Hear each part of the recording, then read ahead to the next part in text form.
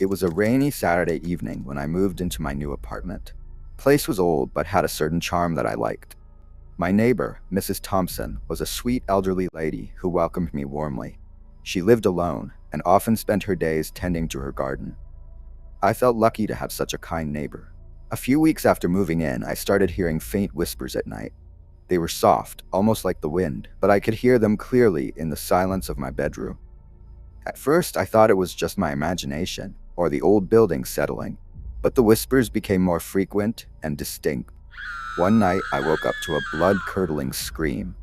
It bolted upright in bed, heart pounding. I listened intently, but the scream was gone, replaced by the eerie stillness of the night. I convinced myself it was just a nightmare, and tried to go back to sleep, but I couldn't shake off the feeling of dread. The next morning, I mentioned the scream to Mrs. Thompson. She looked at me with wide eyes and whispered, "You heard it too?" She then told me about the previous tenant, a young woman named Emily, who had lived in my apartment. Emily had mysteriously disappeared one night, and some neighbors claimed to have heard her scream before she vanished. Curiosity got the better of me, and I started researching Emily's disappearance. I found old newspaper articles about her, but there were no leads on what happened to her. I couldn't stop thinking about her, and the possibility that her spirit was trying to communicate with me.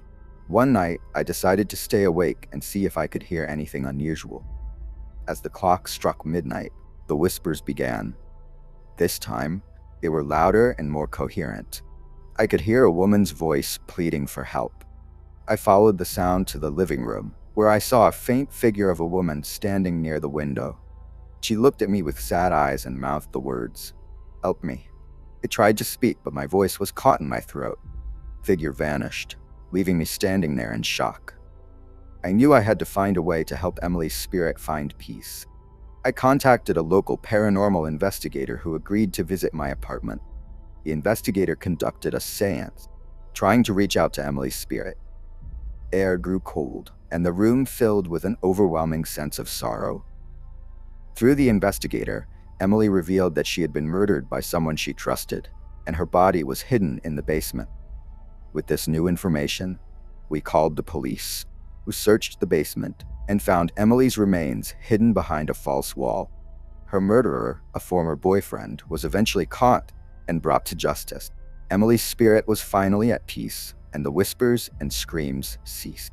Living in that apartment taught me that the past never truly leaves us, and that some spirits need our help to find closure. I will never forget Emily and the silent scream that led me to uncover the truth. Months passed after Emily's spirit found peace, and I began to feel more comfortable in the apartment. However, the memories of the eerie occurrences still lingered. I decided to dive deeper into the history of the building, hoping to understand more about its haunted past. I visited the local library and combed through old records and archives. I discovered that the apartment building had been constructed in the late 1800s and had a dark history. Several tenants had reported strange occurrences over the years, including unexplained noises, apparitions, and sudden cold spot. One particular story caught my attention. In the early 1900s, a young woman named Margaret had lived in the building.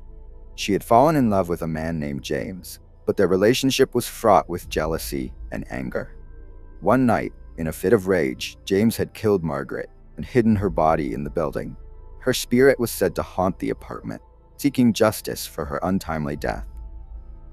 I felt a chill run down my spine as I realized that Emily's story might not be the only tragedy linked to the building.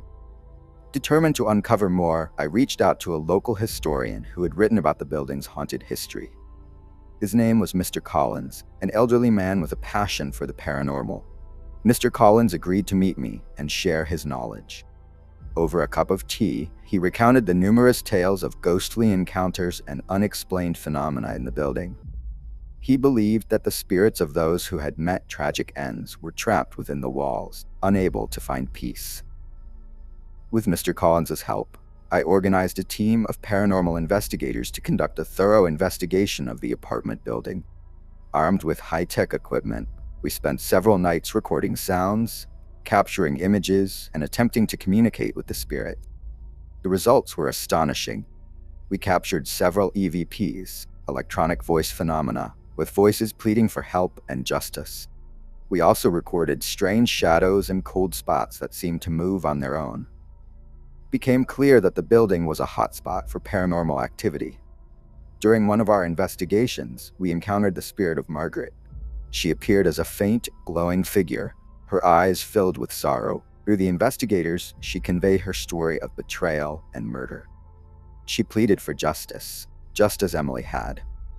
We decided to hold a seance to help Margaret find peace. We gathered in the basement, where her body was said to be hidden. As we chanted and focused our energy, the air grew colder, and the candles flickered. Margaret's spirit appeared before us, presence both tragic and beautiful. With the help of a medium, we guided Margaret to the light, assuring her that justice would be served. As her spirit ascended, the room grew warmer, and a sense of calm washed over us. It was a powerful and emotional experience, knowing that we had helped another soul find peace. The building, once a place of fear and tragedy, began to feel lighter. The strange occurrences gradually ceased, and the spirits trapped within its walls found their way to the other side. I continued to live in the apartment, now a place of solace and reflection. The experience taught me that the past leaves an indelible mark on the present, and that some spirits need our help, find closure. By uncovering the truth and seeking justice, we can bring peace to those who have suffered and ensure that their stories are never forgotten.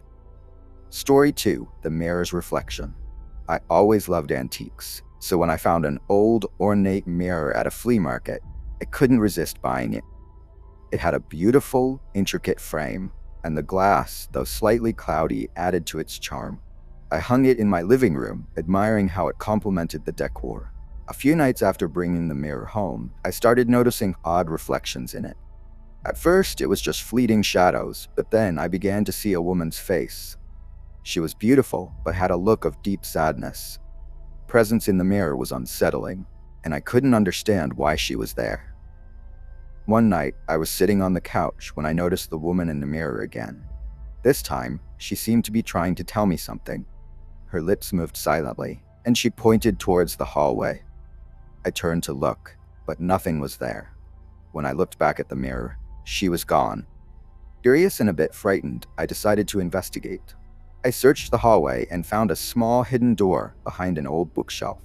It led to a dusty, narrow staircase that descended into darkness. Gathering my courage, I grabbed a flashlight and went down the stairs. At the bottom, I found a small hidden room filled with old furniture and boxes. In the corner was a trunk that looked like it hadn't been touched in years. I opened it and found letters, photographs, and a diary belonging to a woman named Clara. The diary detailed her life and how she was trapped in a loveless marriage. It ended abruptly with a note saying she couldn't take it anymore. As I read the diary, I felt a cold breeze and heard a faint whisper, "Help me." I knew Clara's spirit was trapped, unable to move on. I decided to perform a cleansing ritual I had read about. I lit candles, said a prayer, and asked Clara to find peace and move towards the light. The air grew colder and the candles flickered, but then a warm, calm feeling washed over me. I looked at the mirror and saw Clara's reflection one last time.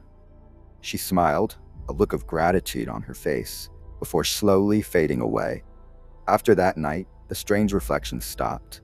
The mirror returned to being just a beautiful antique. I still have it in my living room, but now it serves as a reminder that sometimes objects carry the spirits of those who once owned them. By helping Clara find peace, I learned that even the most ordinary items can hold extraordinary stories. Days turned into weeks, and the peace in my apartment continued. However, my curiosity about the mirror and Clara's story grew. I wanted to understand more about her life and the events that led to her tragic end. I decided to delve deeper into her past, hoping to piece together the puzzle. I visited the local historical society and requested access to their archives. I spent hours poring over old records, newspapers, and photographs. I discovered that Clara had lived in the late 1800s, and her life had been filled with hardship. She had married a wealthy but cruel man named Edward, who treated her poorly and isolated her from the outside world. As I dug further, I found letters Clara had written to her sister, describing the torment she endured. She spoke of her longing for freedom and her fear of Edward's wrath. The more I read, the more I felt a deep connection to Clara. I knew I had to do something to honor her memory.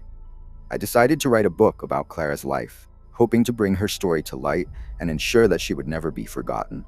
I spent months researching, writing, and piecing together the fragments of her life.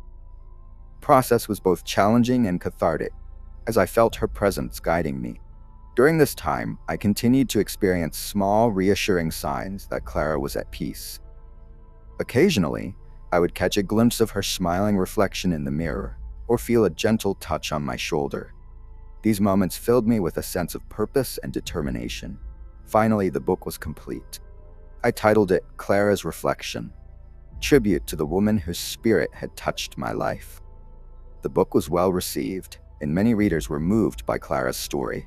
Her memory lived on through the pages, and her legacy was preserved. As the years passed, the mirror remained a cherished part of my home. It was a symbol of the connection between the past and the present, a reminder that our actions can bring peace to those who have suffered. I often thought about the journey that had begun with a simple flea market find and led to a profound understanding of the human spirit. Through my experience with Clara and the mirror, I learned that even the most ordinary objects can hold extraordinary stories. By opening our hearts and minds to the past, we can uncover hidden truths and bring solace to those who have been forgotten. Clara's reflection became a guiding light in my life, showing me the importance of empathy, compassion, and the power of storytelling. Story 3. In early September 1995, Joshua and Laura Myers decided to escape their hectic lives by taking a peaceful camping trip in Oregon's Cascade Range. The couple, along with their dog Max, were eager to explore the dense forests and the stunning mountainous scenery. They had chosen a remote area, far from the usual camping spots, to truly disconnect from the world. They set up their camp near a serene, crystal-clear lake, surrounded by towering pine trees. First few days were blissful, filled with hiking, fishing, and the simple joy of being surrounded by nature. One chilly evening, as they sat around the campfire, they heard a strange, distant humming noise. It started softly, almost like a whisper, but gradually grew louder. They exchanged uneasy glances, deciding it was probably just the wind playing tricks on their ears. They tried to shake off the unease, but the sound lingered, making their skin crawl. Joshua tried to distract them with a ghost story, weaving a tale about a lost hiker whose spirit roamed the forest at night.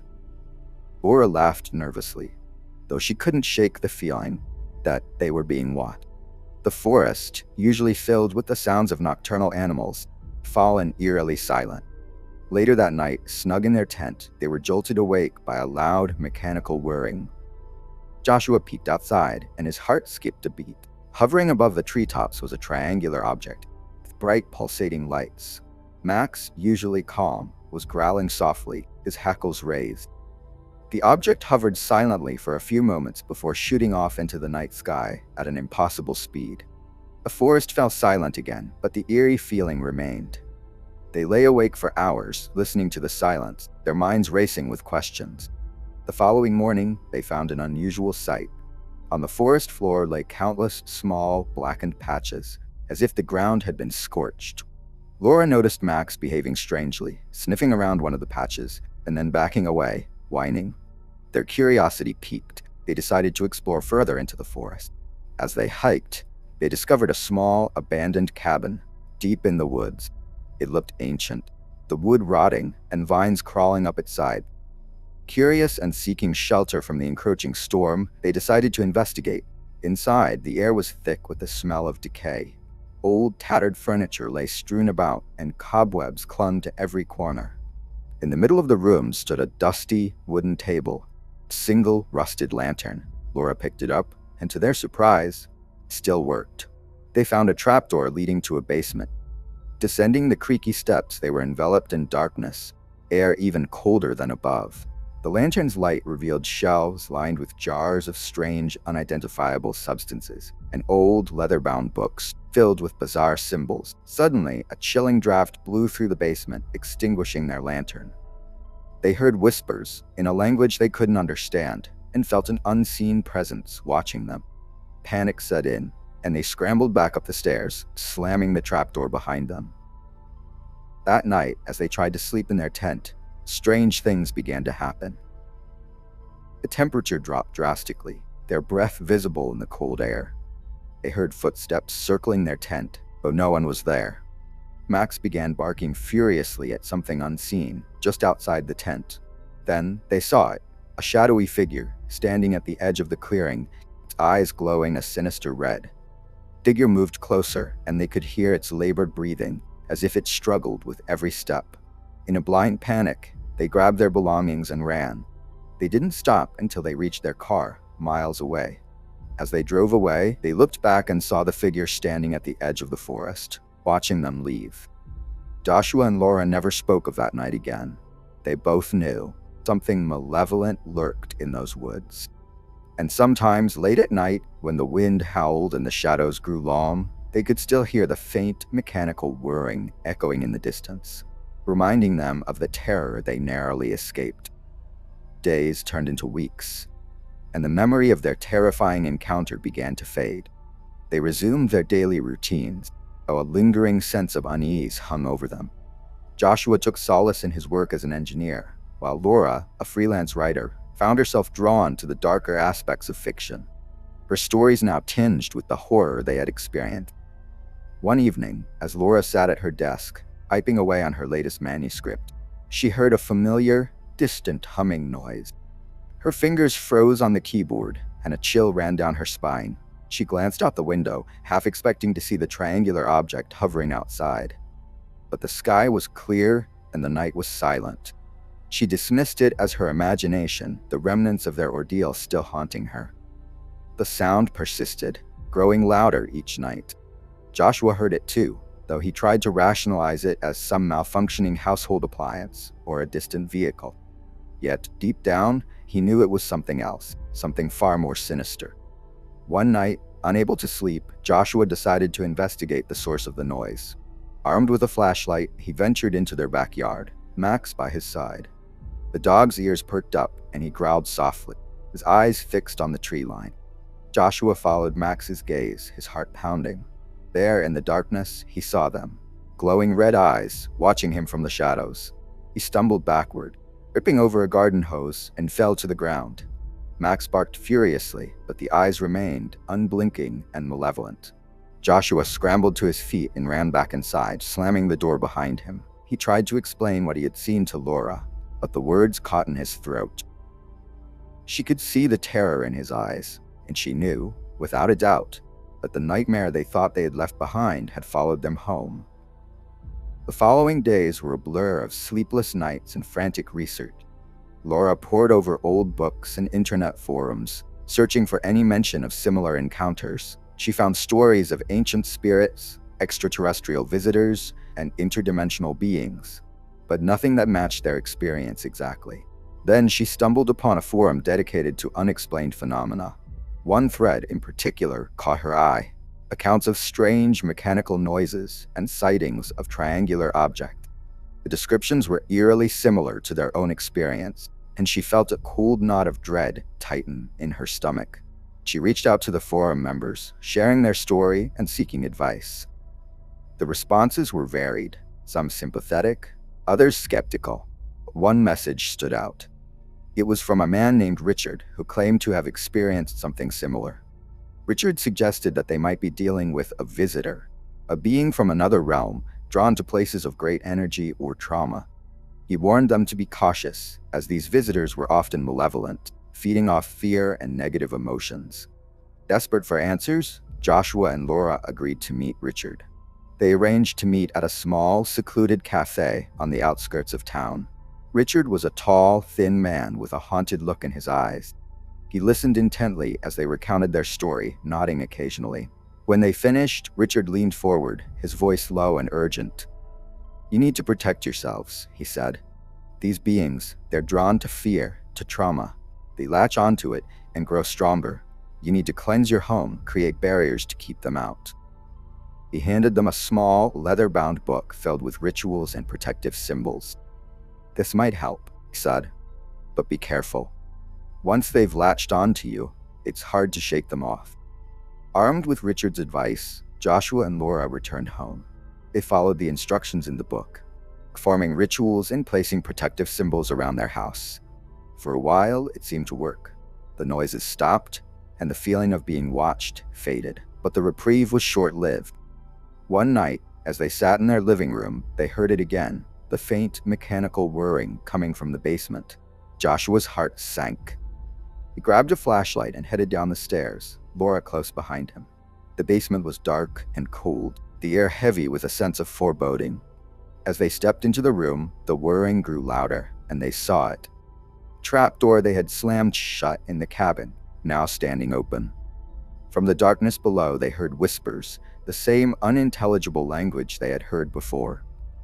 And then the red eyes appeared, glowing from the shadows. Fear gripped them, but they stood their ground. Joshua raised the flashlight, shining it into the darkness. The eyes blinked, and a figure began to emerge, a tall, shadowy form, features obscured. Laura raised the leather-bound book, chanting one of the protective rituals.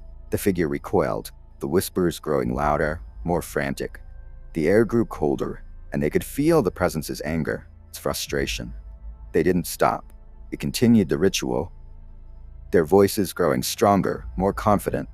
The figure wavered, its form flickering like a bad TV signal.